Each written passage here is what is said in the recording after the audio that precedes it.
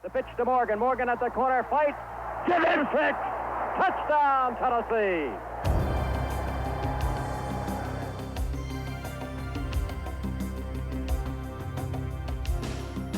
Moore pulling the ball down at the 3. Moore to the 5, to the 10, to the 15, to the 20, to the 25, to the 30, to the 35, to the 40, to the 45, to the 50, to the 45, to the 40, to the 35, to the 30, to the 25, to the 20. Give him 6 points. Touchdown, Tennessee, on a kickoff return by Decatur, Tennessee's Gary Moore. Back to throw. He's going to throw a fly batter downfield, racing after the ball. Hancock. Takes it at the 10, 5, yes, sir,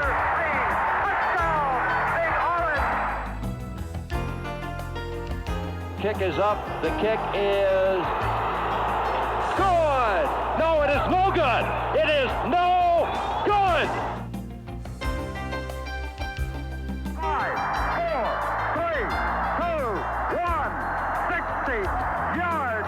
Jeff Powell. Touchdown. Big Island. Handoff tailback. Where's left side? 5, 4, 3, 2, 1. Give him 6. Hubert Simpson has 4. 4 touchdowns for Simpson. Testaverde in trouble, and Testaverde is going to be sacked. Testaverde is sacked. Morgan backing up. Wants the ball. Will make the catch. Needs a block. Gets one. 40, 45, 50. Will he go all the way? Yes, sir. 45, 40, 35, 30, 25, 20, 15, 10, 5. Give him 6. Touchdown, Tennessee. 63-yard punt return by Stanley Morgan.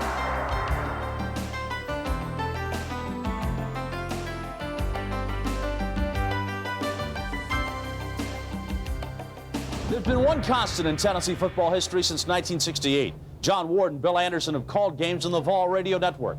And this is the walk they take every Saturday before a home game to the Vol Radio Network booth, where they've called the action of so many great games and so many great players in UT history. And now as Tennessee comes onto the field, it's football time in Tennessee. For John Ward, the appointment as play-by-play man on the Vol Radio Network had been a long time in the making.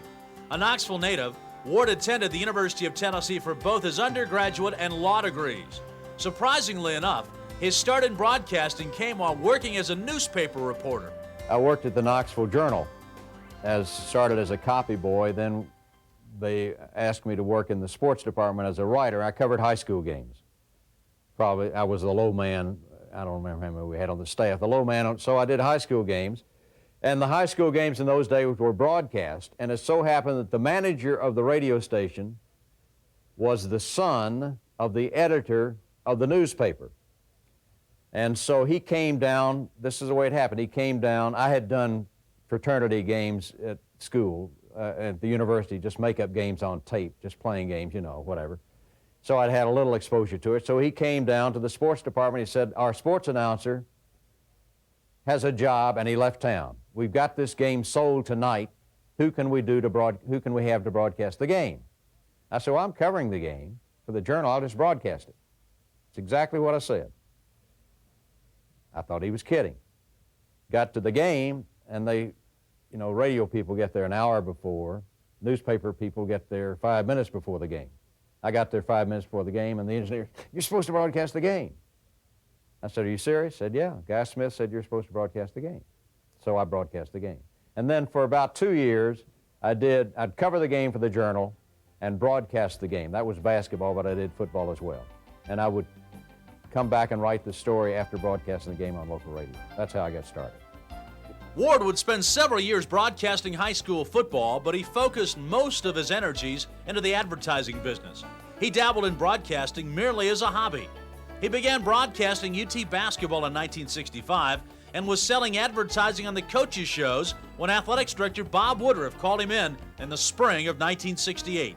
Coach Woodruff called me and he said, we're going to have a new football announcer, but are you interested? I said, yes, I would be interested in that. And he said, would this interfere with your television, selling the television show for Coach Dickey? That's the first question he asked me, not whether I wanted to do the games. Will this interfere on selling the TV show for Coach Dickey? I said, no, it would help it. And so he said, okay, would you do the games? I said, yes. And that was in the spring, probably about, I don't remember the date, but it was not more than 2 or 3 weeks before the spring football game.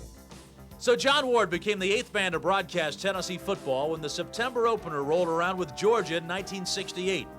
But he would need a partner, a color commentator to join him in the Vol Network booth. There was no clear-cut choice.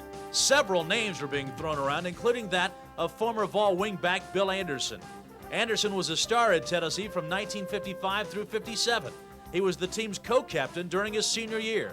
After he left Tennessee, Anderson joined the Washington Redskins, where he made that NFL team with a little help from a fellow UT grad, Doug Atkins.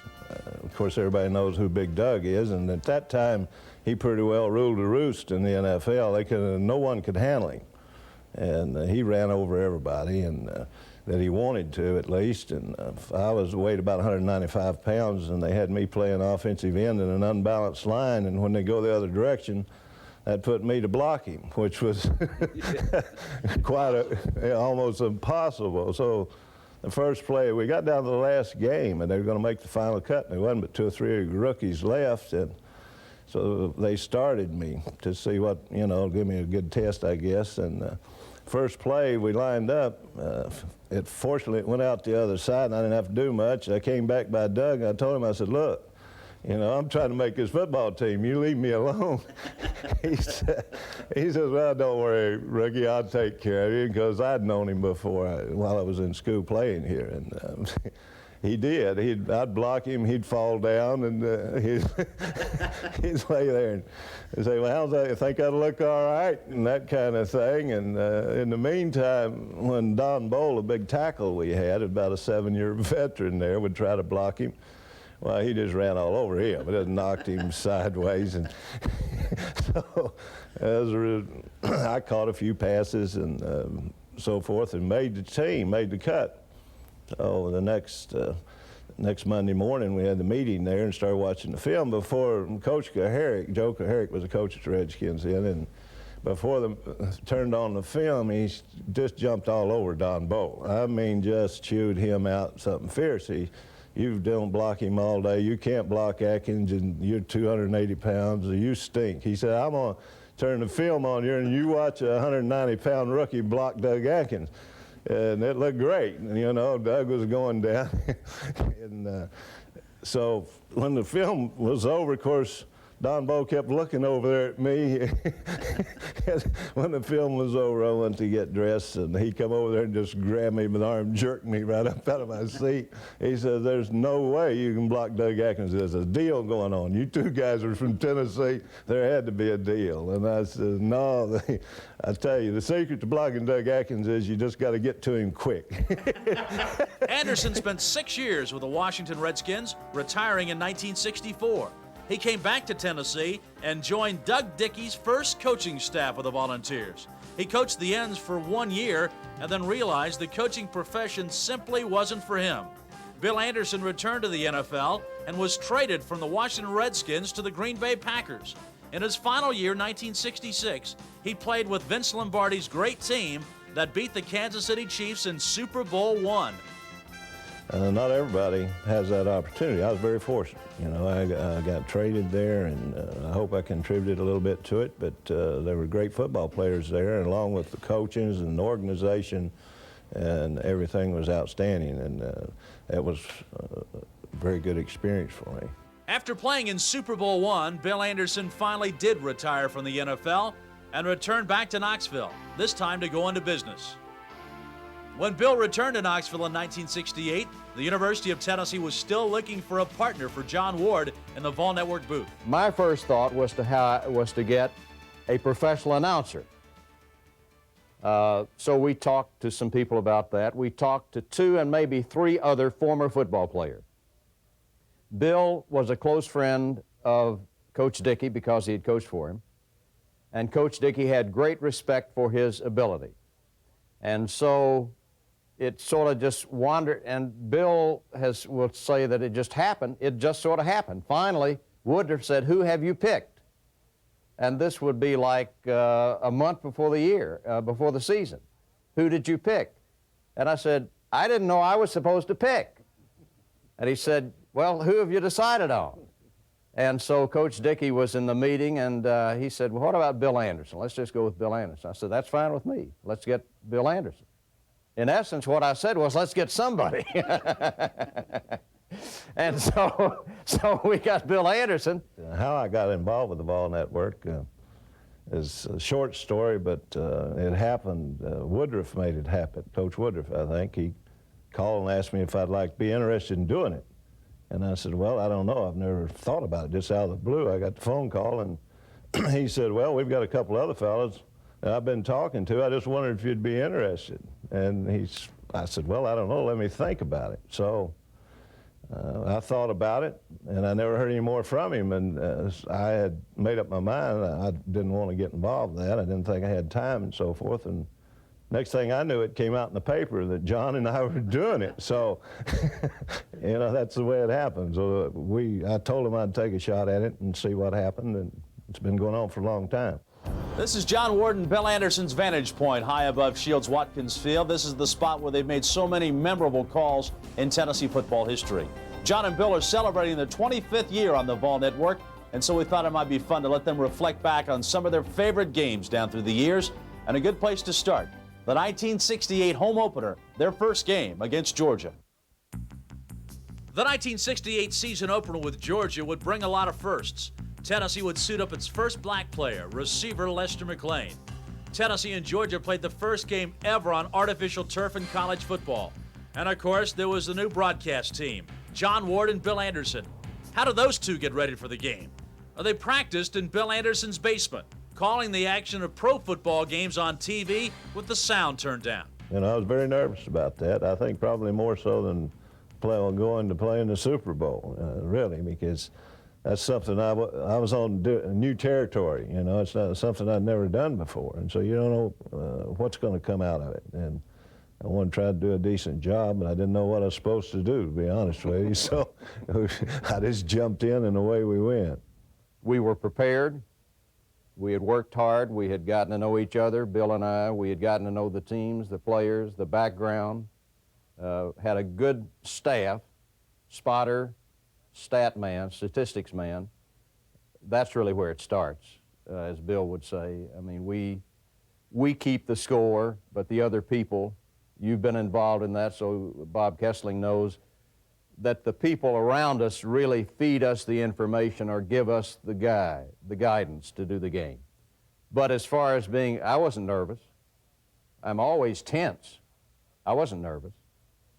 And I wasn't nervous about Bill, to be perfectly honest with you. Well, Georgia was perfectly honest with Tennessee. The Bulldogs didn't want to play on the Volunteers' new tartan surface. As a matter of fact, Bulldog Athletic Director Joel Eaves even threatened to have his team boycott the game. But Georgia showed up, and it was a whale of a ball game, a 17-all tie that has never been forgotten. They were favored, I believe, over Tennessee, and there's been a lot of controversy going on over the new surface on the football field and some other things, and so it was a big win or a big tie for Tennessee. John, the game was basically a struggle for Tennessee all day long. Tennessee got off early and played well. Tennessee, of course, was the defending SEC champion in 1968. They won in 1967, the SEC championship, but had lost the quarterback who had led them there. And Bubba White basically was playing quarterback, had a lot of experience. But anyway, Tennessee got up early, then got behind, and Georgia controlled the game. Tennessee really didn't do much offensively until the last drive. I do remember that it happened very quickly, and that I think it got Georgia a little out of sync in the fact that Tennessee, with a little time to go on their own 20-yard line, people said, well, you know, they're going to protect or whatever, the prevent deal, whatever. And Tennessee moved the ball right down and then went for the last touchdown, which was caught by Gary Chris, who was a Tennessee receiver. And then, how I remember, the extra point, they said, well, they got to go for two. They're down 17-15, got to go for two, and it just happened. I'm sure they called the play, I'm sure they huddled and all that, but it just happened. And then all of a sudden, here, the Ken DeLong, who was the younger brother of Steve DeLong, made the catch, and the game was over, and it was over. and it was 17-17. It was a very strange feeling. The game, all of the points, those last 8 points, scored after there was no time on the clock, which may have happened before. I don't remember. I'm sure it has, but I've never remembered that. Both scores after the game was over. Of course, the play got underway before the clock ended.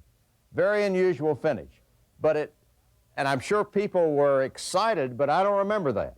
I remember only 17-17, everybody left. Pitch will go to the tailback. Webb 10, Webb 5, Webb 4, 3, 2, 1. Give him a big touchdown. Chuck Webb, Tennessee. Next on John and Bill's favorite list, we move forward 21 years to a night in Pasadena, California. This game would be significant for years to come. Tennessee, fresh off an unimpressive win against Colorado State, was taking on 6th-ranked UCLA at the Rose Bowl. The Volunteers went to the West Coast knowing they had some talent, particularly at running back in Reggie Cobb and Chuck Webb. But not much else was known about those Volunteers. Not much until Tennessee crushed the Bruins 24-6. The whole team came of age at that game. Getting on the plane, coming back, you felt the chemistry had come together. That was the key game in this whole era, I think, from 89, 90, 91, no question. That was the key game. Well, the key play in the game, really, when in hindsight, would be that UCLA elected to go for first down on a 4th and short situation, and Tennessee stopped them. And I remember that Tennessee had a good contingent of fans. That's the big place. The Rose Bowl's a big place, obviously. Tennessee had a good, I don't know how many, 8,000, 9,000, 10,000 probably, and they were down to our left. And they were noisy, and the UCLA crowd was not that into it, really. So the Tennessee fans, with that defensive stop, with that stop on the 4th down, the fans just got into the game and sort of, to me, set the tempo, the tenor of the game from that moment on. And I sort of got the feeling UCLA fans were looking like this and say, I can't believe how much noise is coming from this little number of people. And I think that translated out to the players. And Tennessee then went and won the game, and really in decisive fashion, to be honest with you. Tennessee beat them badly. Yes, no question. Big day. Chuck Webb, right away, what a day he had. Cobb had a good day too, but Chuck Webb, over 100 yards, wasn't it? Something like that. He ran for 134 yards against a good defensive football team. It was a great night at the Rose Bowl, a special night for the Big Orange and their fans.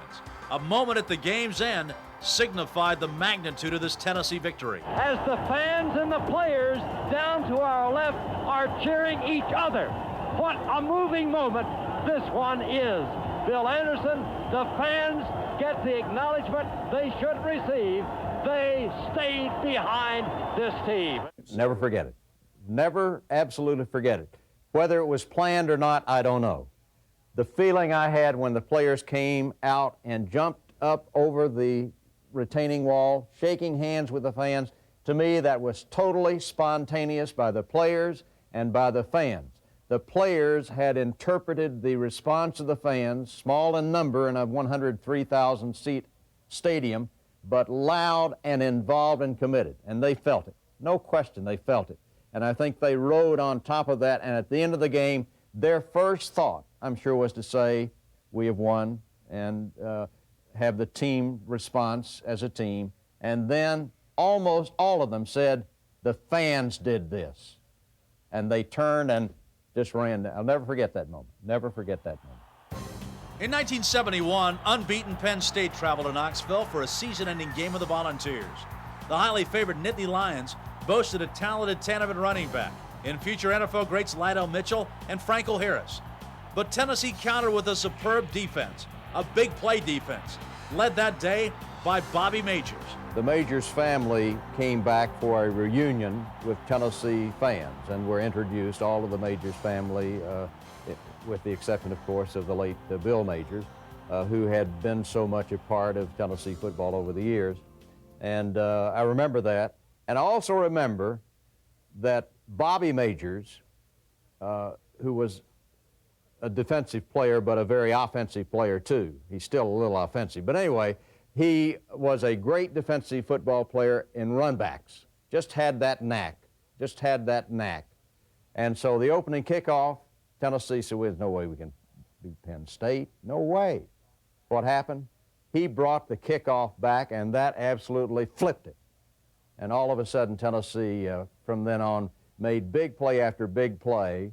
Lack of concentration, I'm sure, by Penn State. Conrad Graham recovered a fumble in midair, went 1.5 miles for a touchdown. Majors punt returns, Jackie Walker returns, interception. Just Tennessee absolutely blasted Penn State. The whole defensive setup, the defense won the game. That was basically it. And Majors, Bobby had, as John said, an outstanding day. But you know, talking about him being an offensive player, I thought it was a big day. He's got his family there and everything, and what a day he had for himself. But I've been associated with all, well, not with all of them, but with 3 of the Majors players, of course, John and Bill and Bob. And they may not have been the greatest athletes in the world as far as speed and that type of thing, but all 3 of those boys had a great feel and a knack for making the right move and doing the right thing in football. And I think that's what's made them outstanding players, that they just not necessarily can jump the highest or throw the ball the furthest or that type of thing, but that was kind of bred in them, I suppose, or at least they were in a football family growing up, and they had a great feel for the game. And Majors, what a day he had that day. Penn State was scheduled to play Tennessee in Knoxville again in 1972, but the Nittany Lions were reluctant to come back due to the heat.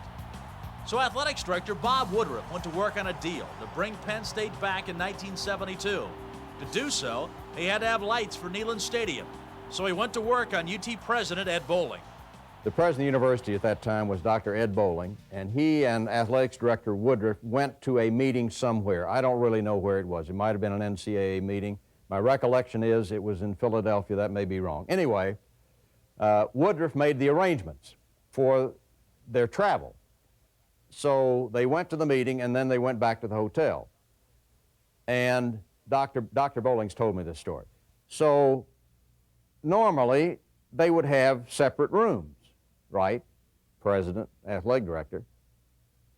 They checked in, and they were in the same room. Woodruff had put them in the same room. Well, of course, he could say, we've got to save money and everything, which he did. But that wasn't the reason. They got to the room, and so Dr. Bowling said, well, surely we can have a separate room.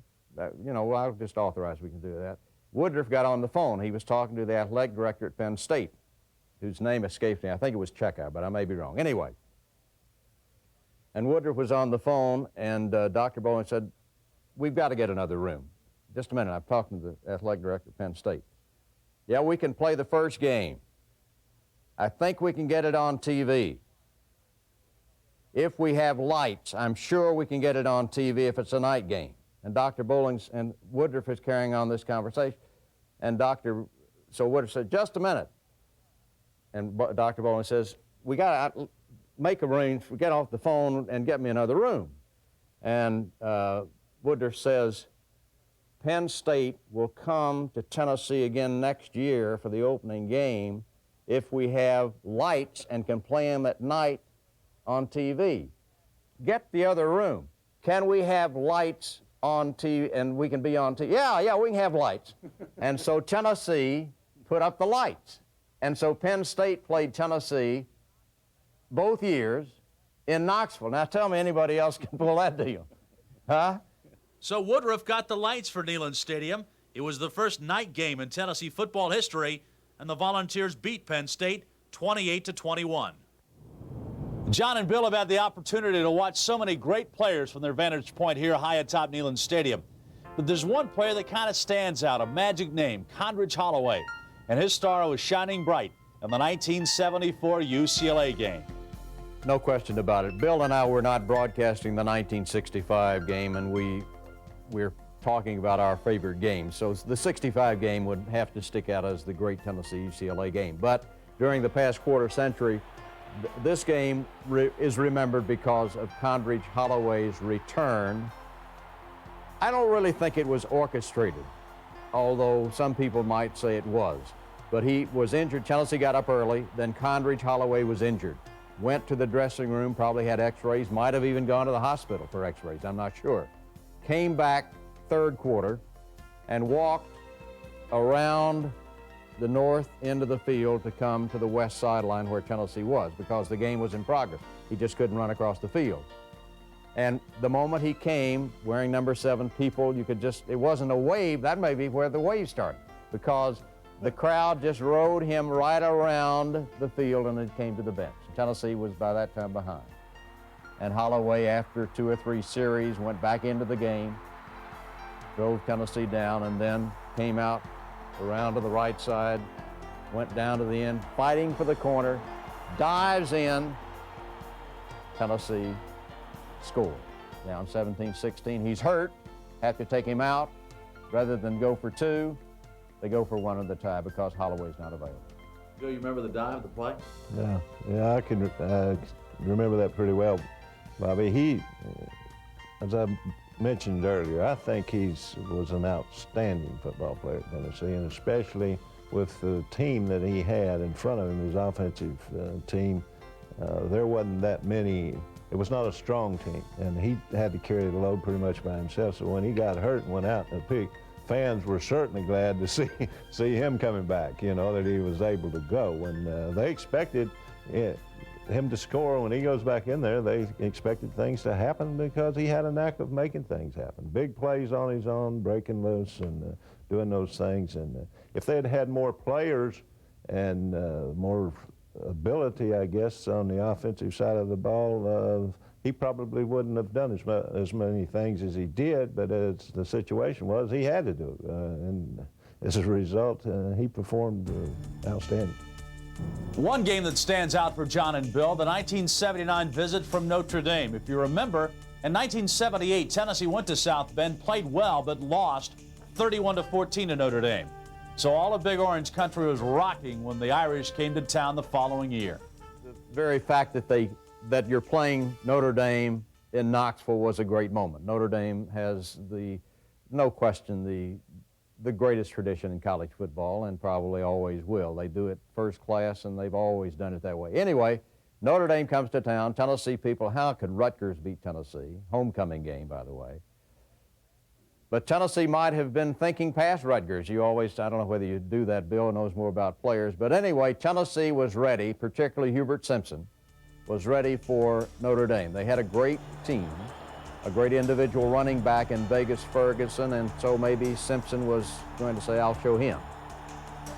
Tennessee stopped Ferguson just short of a touchdown, maybe. Anyway, he didn't score, didn't get any points on it.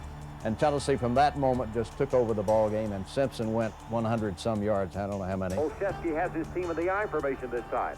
Handoff tailback, right left side, 5, 4, 3, 2, 1. Give him 6. Hubert Simpson has 4. 4 touchdowns for Simpson. Tennessee 39, Notre Dame 12. Tremendous game, and a great moment for Tennessee fans to beat Notre Dame in Knoxville. Made them forget Rutgers a little while. Of course, Johnny had a difficult time, I think, Bob, when he came here. He struggled early on, and when he came here, I'm going to tell you, Tennessee was very short-handed as far as athletes were concerned. And so it was a difficult time, but that was a big win, and it seemed to maybe say, you know, this thing's starting to turn a little bit and go in the right direction. In 1985, Auburn was the #1 team in college football when it came calling in Neyland Stadium. Tennessee that day was up to the challenge. Great defense by the Volunteers put the clamps on eventual Heisman Trophy winner Bo Jackson. I think that's probably the only time in his life he got shut down cold, because he could make things happen. What a great athlete he was. And he just ran over people, great speed, power, and the whole 9 yards. Tennessee's defensive game plan was zeroed in on Jackson. I don't think there's any question about that, and they really punished him.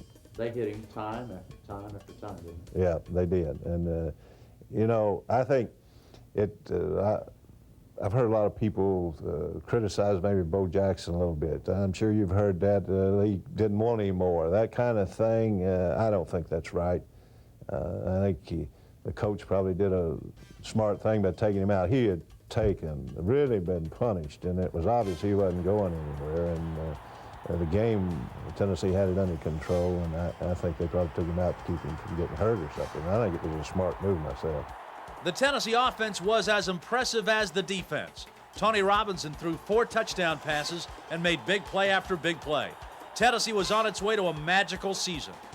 Robinson sets his team in the I formation. Robinson fakes, play action, long pass down into the end zone. The man is there. Give him 6. Touchdown, Tennessee! Robinson throws. McGee catches.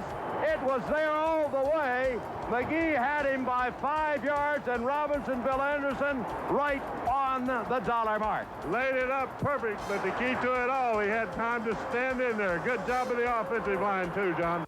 Tennessee emerged in that game with a lot of people. Tony Robinson came in as quarterback and was very impressive. A lot of receivers played in the game.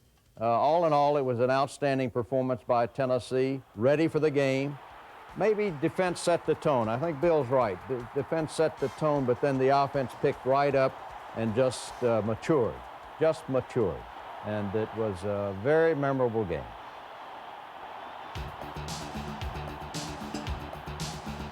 In 1970, Tennessee had a very good football team. Some have said maybe the best ever. It's difficult to pick out best teams, I think. If you're going to compare that team with the teams we have today, they might get beat. But for their time, and I think it's one of Tennessee's better football teams. That 1970 Tennessee team would go 11-1 under first-year coach Bill Battle, who happened to be an Alabama graduate. And when it was time for Tennessee and Alabama to meet, there were plenty of questions. In those days, the university had a reception for the visiting team at the faculty club. And Coach Bryant, I don't know that head coaches came, probably most of the time they did, but for this particular game on Friday night, Coach Bryant came with his staff. And Bill Battle was there prior to that, and Coach Bryant came in, as Bill would know, you know, a tremendous personality and just sort of because an aura around him. And I was standing next to Battle when they came up, and Coach Bryant came up and shook hands with Bill. They didn't say a thing about the game, but you know that's all they were thinking about. And Bill said, "How are you doing, Coach Bryant?" And Coach Bryant said, "How are you doing, Bill?" That was a very tense moment and a very memorable moment to me. You knew that Bryant wanted to kill Tennessee, and you knew that Battle was maybe a little uncertain, but he wanted to win the game. Tennessee won 24-0. Dominated the game start to finish, no question about it. Dominated the game start to finish. Tennessee fans were totally uncertain about a young defensive secondary, particularly with this great list of passes, the greatest in the country. Hickson, as I remember, had been the #1 passer the previous year in the country. What's Tennessee going to do? New coach, new defense, everything else, untried secondary. And it all came to a head with 8 interceptions against Alabama, and they went on and set a school record with interceptions that year, 36, I believe, maybe 38 counting the game at the Sugar Bowl, which they don't count in the statistics. So Tennessee's play against Alabama was a big victory. A little inside information now. There's some items that John has every single broadcast that are a necessity. First, his spotting board. He keeps all the players' news and notes about each team on these spotting boards during the game.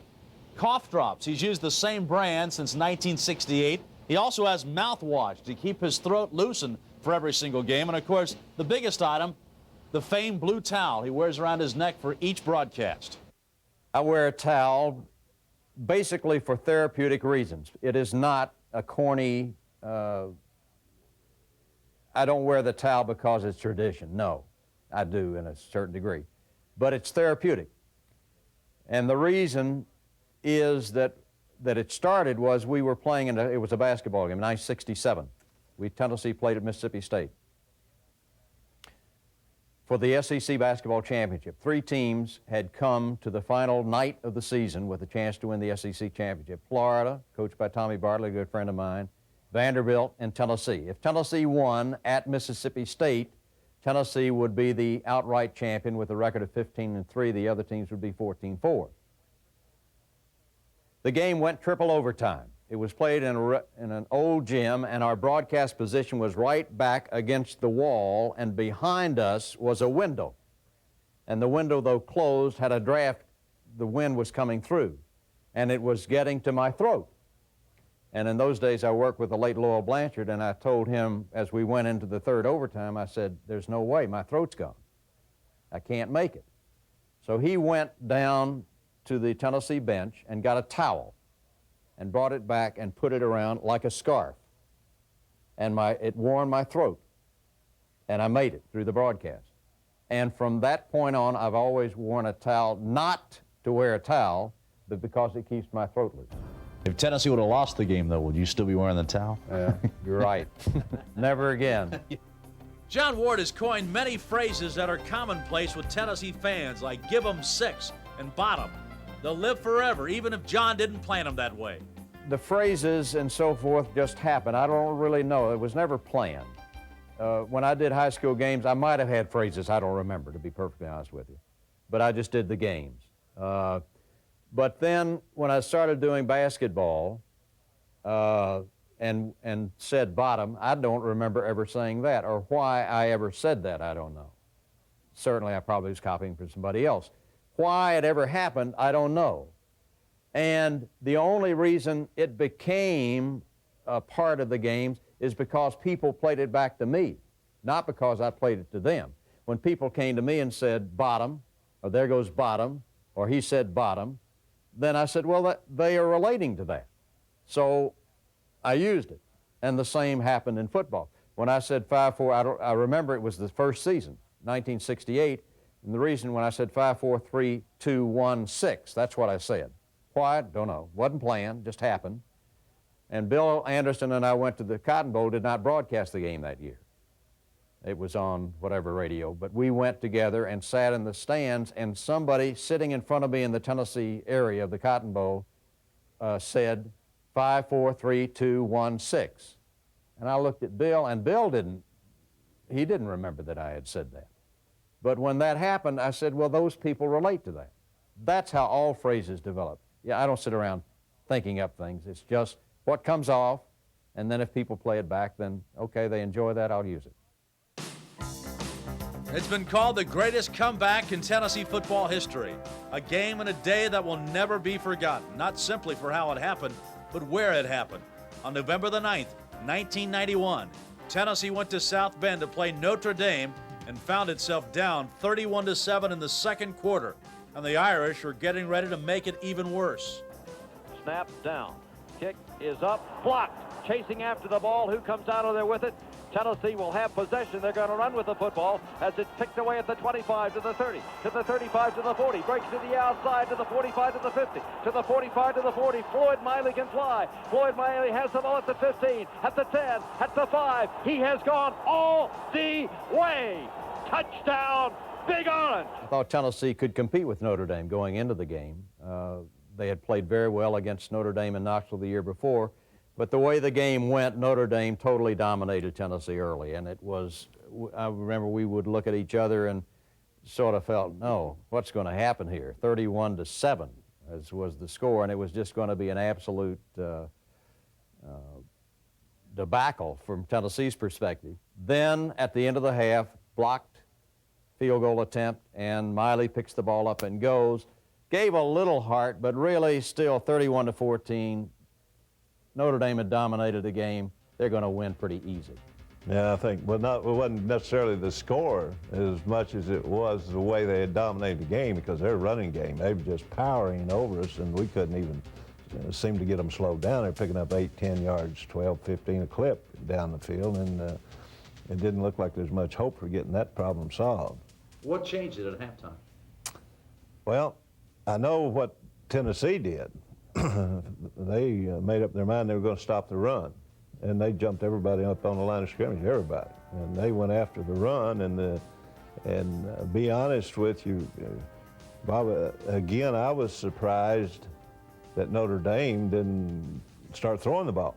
but they continued to try to run until late in the ball game. Then they finally realized they need to throw the ball. And as soon as they started throwing it, boom, boom, boom, they started moving the ball again. But I think they might have choked up a little bit, quite frankly, because they didn't. We threw everybody up on the line of scrimmage and went after the run, and they were determined they were going to run it down the throats, I guess, and they just wasn't able to do it. And now Tennessee goes to the power I set, trailing 31-14. 7:05 to go in the third quarter. Tennessee, the handoff is fake. Kelly rolls left, looks to throw into the end zone. Give him 6. Touchdown, Von Reeves. Tennessee began to move the ball consistently and used a lot of clock, but stayed in the game plan and then worked its way down to a chance to go ahead and ran, as I recall, a perfect play, a perfectly executed play, screen out to the left to Aaron Hayden, and as I recall, nobody touched him, maybe. I don't think anybody came close to it.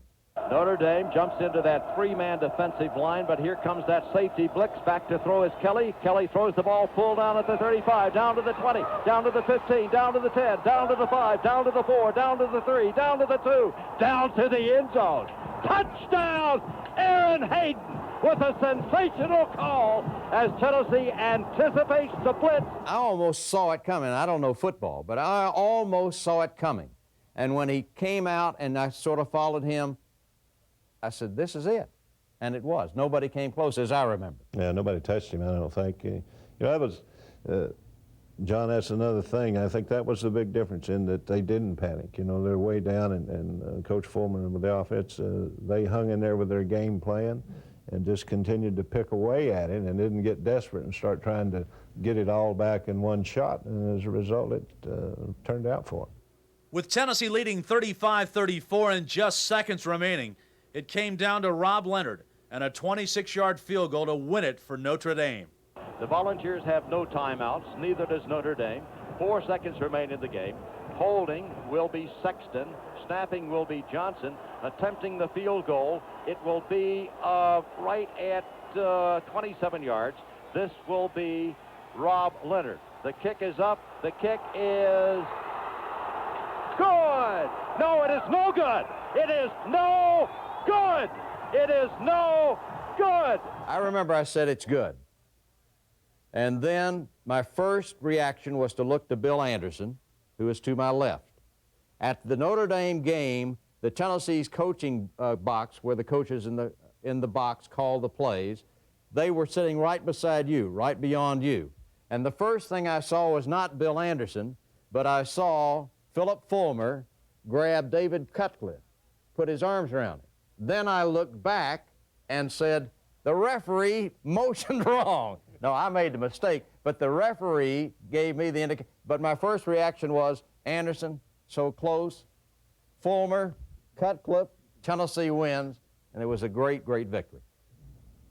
Well, in your defense, though, John, I'd have to say I thought the thing was good, too. I'll be honest. That was an unusual. Lincoln came across there. At first, I thought my first feeling was it's blocked. And then all of a sudden, late, the ball come out of there, and from the angle we were looking at it, I thought it went right through the middle, and I was as surprised as anybody. Tennessee beats Notre Dame 35-34. The Volunteers go home victorious. All the Tennessee-Alabama games are significant, but the 1982 game was special for all Tennessee fans because the Volunteers tried to break an 11-game losing streak to the tie. Football dressing room to the west sideline. The band is there. There are thousands of orange balloons as well. And now as Tennessee comes onto the field, it's football time in Tennessee. Tennessee had lost 11 straight games since the victory in 1970 and had come close a couple times, really, to winning in that.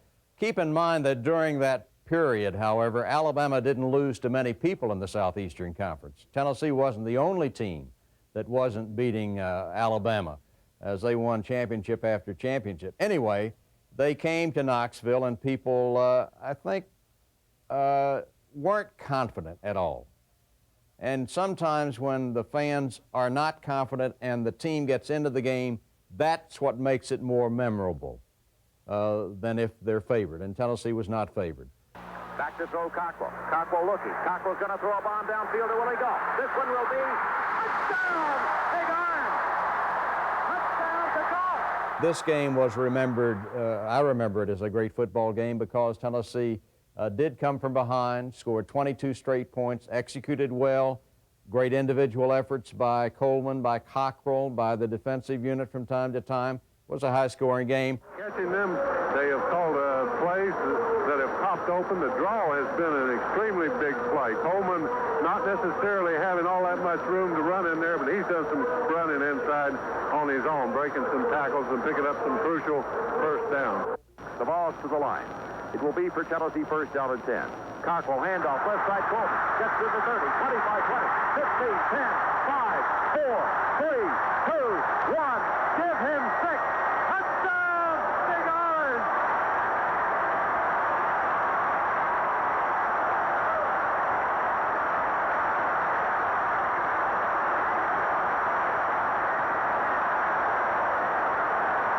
The crowd tells you as Chuck Coleman pops it on the play that Bill Anderson just alluded to.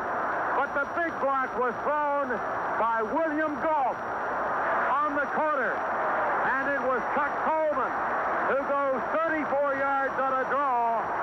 And Tennessee leads Alabama by a score of 33-21 with 7 minutes and 21 seconds left to go in the football game. But particularly at the end, it was a defensive play by Mike Terry. When Alabama got within 35-28, they were going for the touchdown. I know what people were saying. They're going to score.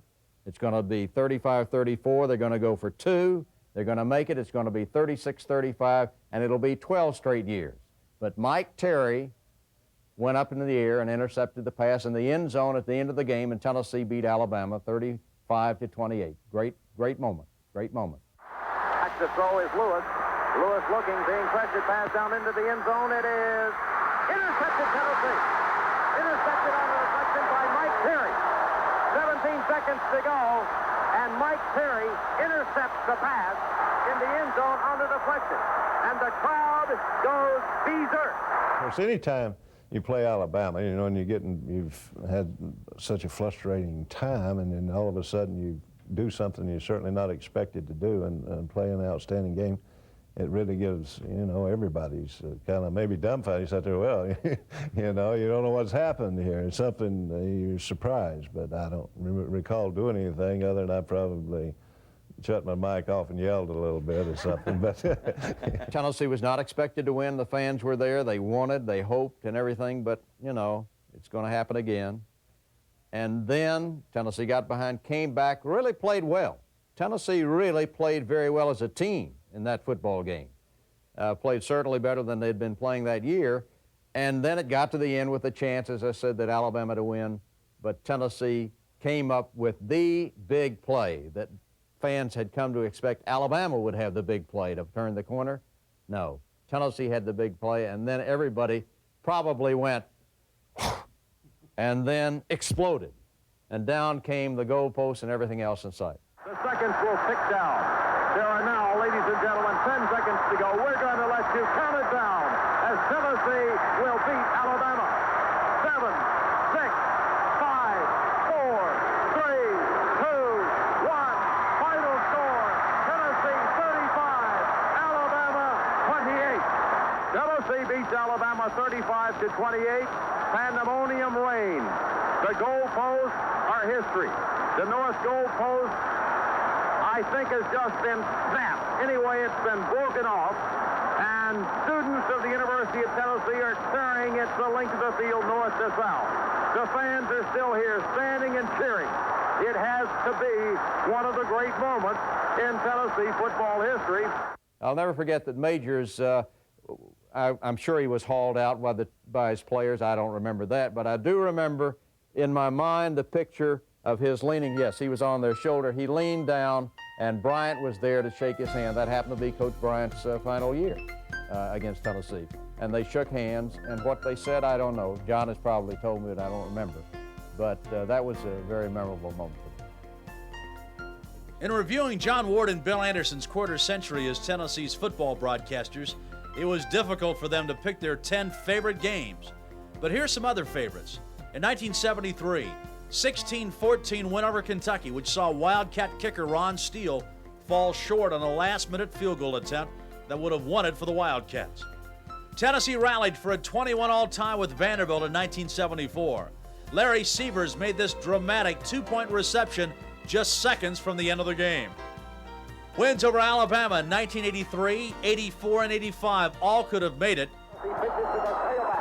He's at the 40. He's at the 45. He's at the 50. He's at the 45. He's at the 40. He's at the 35, 30, 25, 20, 15, 10, 5. Touchdown, Jonathan Jones. Johnny Jones, a punt for Tennessee. Tony Robinson, the quarterback. Tennessee trying for two. Robinson with the ball. Give him two. Tony Robinson keeps and sneaks. And the Volunteers miraculously have taken the lead over Alabama. And of course, the 16-14 Classic in 85, best remembered for this incredible Dale Jones interception. Shula back to throw, left-handed, out into the flat, broken up. Was that intercepted in midair? Ladies and gentlemen, what a play by Dale Jones. He was 2 feet away from Mike Shula, and as Shula released the ball, Dale Jones just reached out and picked it out of midair. An unbelievable interception. There were many more games, and it was tough to pick them all, but picking the top game was easy. John and Bill both agreed that the Volunteers' 1986 Sugar Bowl win over Miami had to be their number one thrill. Yes, here's the blitz. Dickey in trouble. Skips out, throws it all into the end zone. Give him six. Touchdown, Jeff Smith. What a play by Darrell Dickey. As Dickey eluded a slant, he stepped out to his right, and there, wide open, from Milan, Tennessee, Jeff Smith. I had a feeling about that game when we went there that we were going to win. And I don't know why. Certainly wasn't anything logical that would tell you that. But just the whole atmosphere of everything, and I talked to Coach Majors, and he had indicated to me we're going after him. We're going to put some heat on the quarterback. And if they beat us, they beat us, but we're pulling out all stops. Tennessee comes with an all-out blitz. Testaverde's in trouble, and Testaverde is going to be sacked. Testaverde is sacked. Before the game, we were up there in the press box, and I went in back where the press goes to get a cold cup of coffee. And it was Keith Jackson, I think, was doing the color on television, and he was back there, and somebody introduced me to him, and I started talking. He's Tennessee. Yeah, well, how are they going to do? You know, I said, well, I think we'll be all right. And he says, well, I hope they can play well enough so that we don't lose our audience by halftime. And I said to him, we're going to beat them. And he looked at me like I was nuts. He said, are you serious? And I said, yeah, I felt we were going to beat them. And I don't know why, but we did. And it was a great football game. The ball's in an I formation. Handoff Powell, left side, cuts back to the interior. He's at the 5, he's at the 4, he's at the 3, he's at the 2, he's at the 1. He is hit, he fumbles the ball. It has been recovered in the end zone, I think, by Tennessee. It was the culmination of a long, long wait. Let's go to the Sugar Bowl as champions. And it had all come together. And my feeling was the fans just filled it. And it was just like a home game, except we were out of town, so we don't have to be too courteous, you know?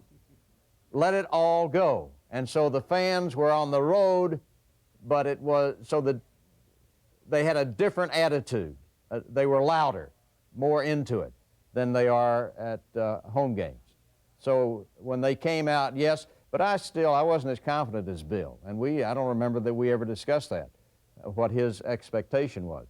But and when they scored early, then my feeling was people said, well, it's been a great year. We've had a great trip. We're in the Sugar Bowl, so we get beat. Miami's a great football team. Then what happened after that? Tennessee wins 35-7. And that makes it the most memorable game that we have done. In my opinion, agreeing with Bill, that would be the number one game. Miami in a four-man front. Give Powell, right side 40, 45-50, gets outside 45-40, 35-30, 25-20, 15, 10, 5, 4, 3, 2, 1, 60 yards. Jeff Powell, Touchdown, Big Orange! But there were a lot of great plays in the game, as there are in any. But the one play I remember was, of course, the run by Jeff Powell, who was not that well known. He had played some, but I'll never forget that it was just perfect execution. That was a team play, Bill Anderson. That was a team play. And he just... He had some speed, too. He had the speed. He had the speed, but I mean, he had the blocking was there, everything, the execution was there. Dickey set it up right, and he was just, and that was it, 28-7, and that, what Miami fans were there, and they were mercilessly outnumbered, no question about it. That did it. That did it. And Miami, from that moment on, they were not in the game. Powell just comes roaring down the green sword. And again, screwy things that I remember. And people were just so exhilarated that you just walk through this mass of people that are pounding and everything else. And we were on one of the top floors. I've forgotten how many floors there were, but I'll remember. I just wanted to get out of the crowd. They're great people. Just get out, and the escalator. Tennessee fans had destroyed the escalator, and it just was not even functioning. And just so to get on to the elevator, they weren't functioning. So we just threw, well, okay, we'll stay all night. Bill, that's the stuff of which great stories are written. It has been a storybook year for the Orange and White. There's no question, John. This has been the most unbelievable year, I believe, that I've been around. For both Bill and I, doing Tennessee football is a hobby. Most people probably don't realize that, and that's fine, because we have other business interests that are basically our basic business, have been. It has been a very extraordinary experience for us. It is a very extraordinary experience for us because we get along well together. We have a lot of laughs. We have good people working with us that we haven't mentioned all of them, but people on our staff. And the main thing is the Tennessee fans. The Tennessee fans and their response makes us feel that maybe we are doing a little something to make life better for them. That's the way I feel, Bill. Yeah, I'm the same. I think, you know, it's a good feeling to be out there and the fans respond. You know, you've got to feel pretty good about that. But that's what makes college football, and I'm just glad that I've been able to be a part of it, especially Tennessee, because that's, you know, that's my first love. I'll say one thing. It does not seem like 25 years to me since that first. Do you? Not at all. Not at all. It's been a great run for John Ward and Bill Anderson here in the Vol Radio Network booth. They've been such a big part of Tennessee's football heritage over the past 24 years. We hope you've enjoyed a look back at some of their favorite games, and also thank you for being a part of the 25th anniversary of John Ward and Bill Anderson with the Vol Radio Network. Tennessee fans, of course, hope that John and Bill continue for many, many years to come, and John shows no signs of slowing down anytime soon. That decision will be based on, first, health, and fortunately I'm in good health. Second, on whether I can devote, whether I can commit mentally to the time it takes to prepare for the game and enjoy doing it. Third, in listening to the tapes, which I do every game, if I feel that the concentration level that's required seems to be wavering, it won't take me any time to make that decision. Now, there will be no press conference.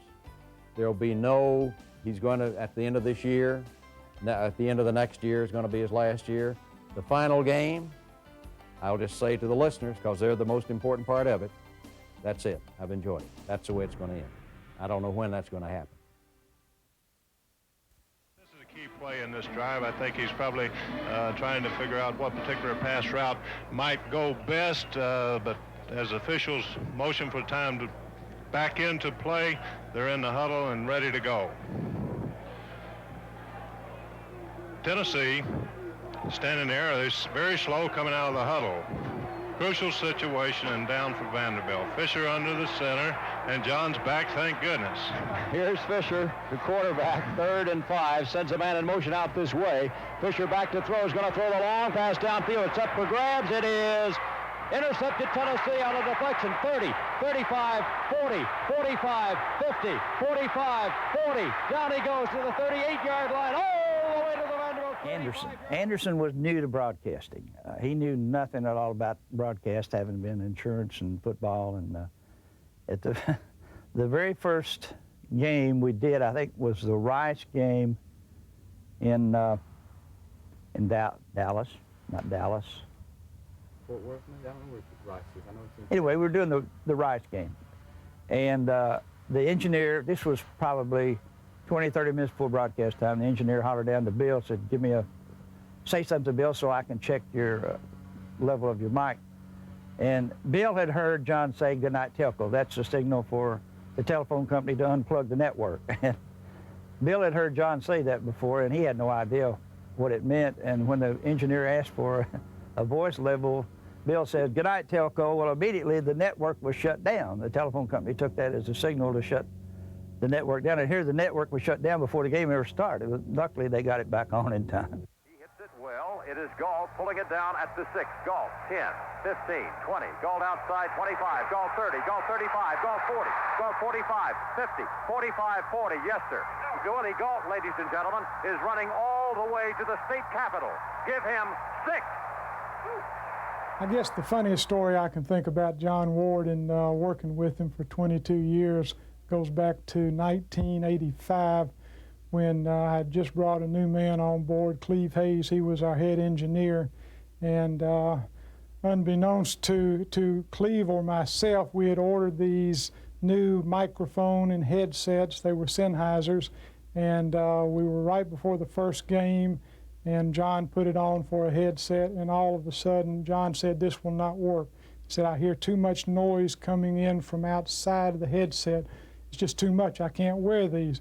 And with that, Cleve grabbed a thing of duct tape, which is, I don't know if you people are familiar with duct tape, but it's about 2 inches wide. It's this big gray heavy tape, and started wrapping the headset around John's ears, and just to keep the noise out.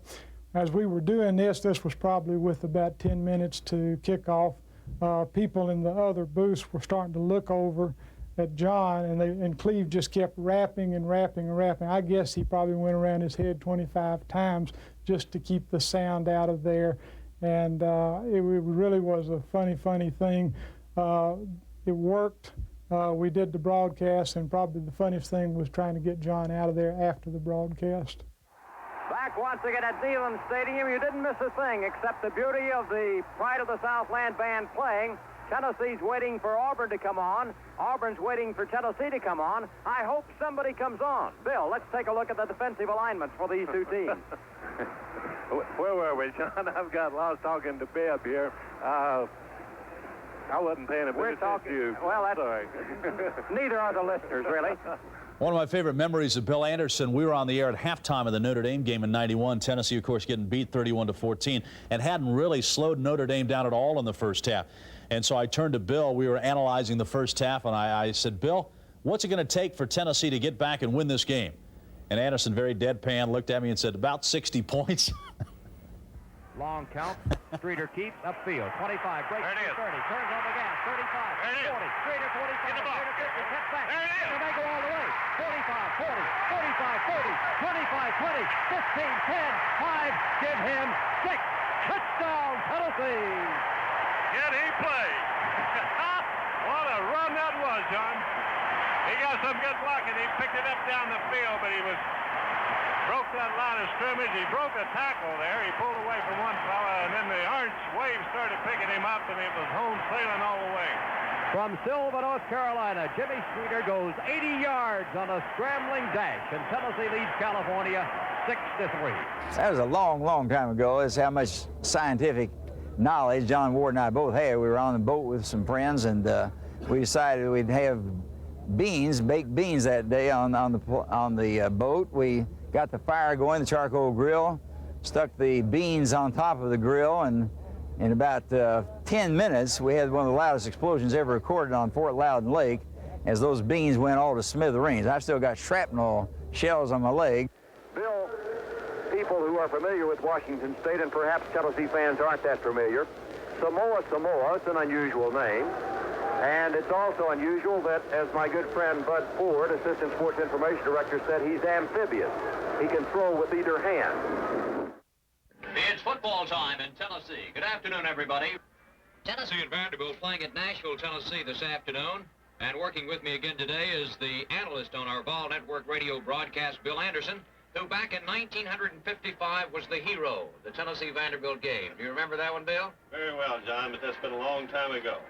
You were slender and you were very sinewy in those days. Still very sinewy. And slender. Tell us a little bit about this